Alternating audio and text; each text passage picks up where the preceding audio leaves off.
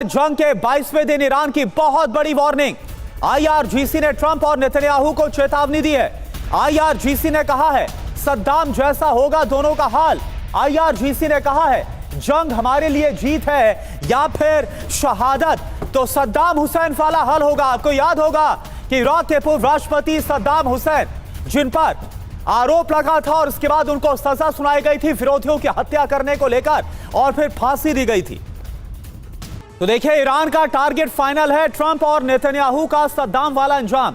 क्या जो कसम है वो अब ईरान ने खा ली है, क्योंकि सद्दाम हुसैन को जिस तरह से फांसी पर लटकाकर मारा गया था, क्या ईरान यही चाहता है? आईआरजीसी ने क्या कहा है?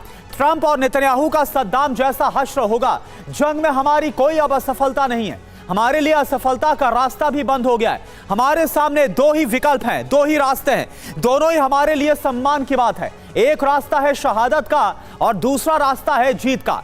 दोनों ही रास्ते हमारे लिए जीत के होंगे। आईआरजीसी ने यह बयान क्यों दिया है यह भी आप समझिए। हिट लिस्ट में है टॉप पर ट्रंप और नेतन्याहू। युद्ध में हार की संभावना को नकार रहे हैं।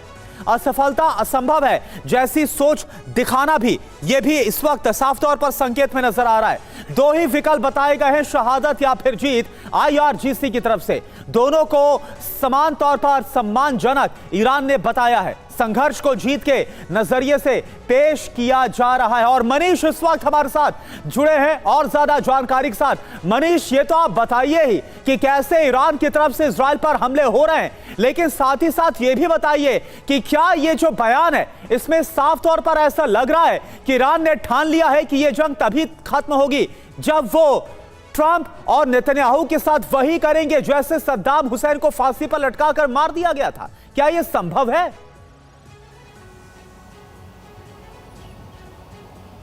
देखिए, आईआरजीसी के ये बयान बॉलीवुड के फिल्मों में डायलॉग लिखने भर के ही काम आ सकते हैं। बिल्कुल, व्यवहारिक बात अलग है। जो व्यक्ति बयान दे रहा है आईआरजीसी की तरफ से, इस बात की गारंटी नहीं है कि अगले दिन का सूरज वो देख पाएगा, क्योंकि हो यही रहा है कि पहले जंग के पहले दिन से जिस तरीके से अमेरिका और इजराइल के एयर स्ट्राइक में लगातार आईआरजीसी की लीडरशिप खत्म होती जा रही है। इससे ठीक पहले जिन्होंने बयान दिया, इससे ठीक पहले कल जो है सो आईआरजीसी के प्रवक्ता मारे गए थे। अब इनका नंबर है, इन्होंने उनको रिप्लेस किया है। हकीकत यह है कि जब वो ये कहते हैं कि सद्दाम हुसैन जैसा हाल होगा, तो सद्दाम हुसैन का वो हाल किसने किया था? ईरान ने किया था? नहीं, उसका हाल इजराइल और अमेरिका ने मिलकर किया था। और ठीक उसी तरीके से आज की तारीख में देखिए ईरान की लीडरशिप का क्या हुआ। ईरान के सुप्रीम लीडर पहले ही दिन मारे गए, उसके बाद से सारी लीडरशिप खत्म होती जा रही है एक के बाद एक।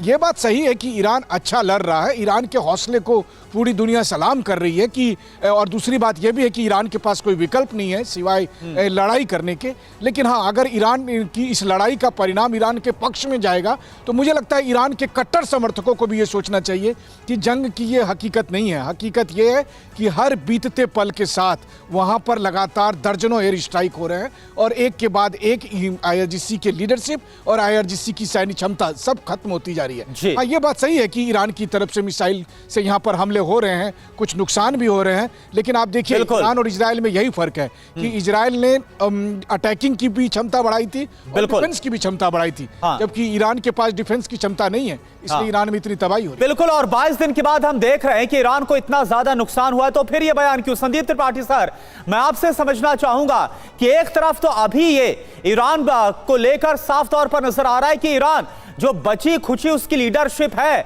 जो लोग अभी फैसला वहां पर ले रहे हैं उनको ही बचा लिया जाए, जो बची खुची उसकी सैन्य ताकत है उसको कैसे वो संभाल पाए, उसके बजाय उसकी तरफ से यह बयान दिया जा रहा है आईआरजीसी की तरफ से कि सद्दाम हुसैन वाला हाल होगा ट्रंप का, नेतन्याहू का। कैसे आप देखते हैं इसको?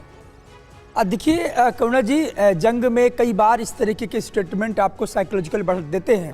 और मुझे लगता है कि मैं हमेशा इस बात को मानता हूं कि जंग में जीतता वही है जो लड़ता है। तो आखिर ईरान लड़ रहा है, ये सब दुनिया मान चुकी है, ईरान लड़ रहा है। और लड़ने वाला जो योद्धा होता है वो यही बोलेगा, वो कभी नहीं बोलेगा कि हम सरेंडर करने जा रहे हैं। और ये बात तय है कि अमेरिका मार रहा है ईरान को, लेकिन ईरान भी अमेरिका को मार रहा है। जिस प्रकार से ट्रंप में दहशत है, ट्रंप ने कई बार, कल का स्टेटमेंट ट्रंप को देख लीजिए कि अगर मुझे मारा गया तो जो ईरान दुनिया के नक्शे में नहीं रहेगा। तो ये जो दहशत है, जो डर है, दोनों तरफ से है। तो और इसी इसीलिए मुझे लगता है ये इस तरह के स्टेटमेंट इस बात के संकेत करते हैं कि इस युद्ध में कोई सेफ नहीं है, किसी की लीडरशिप सेफ नहीं है।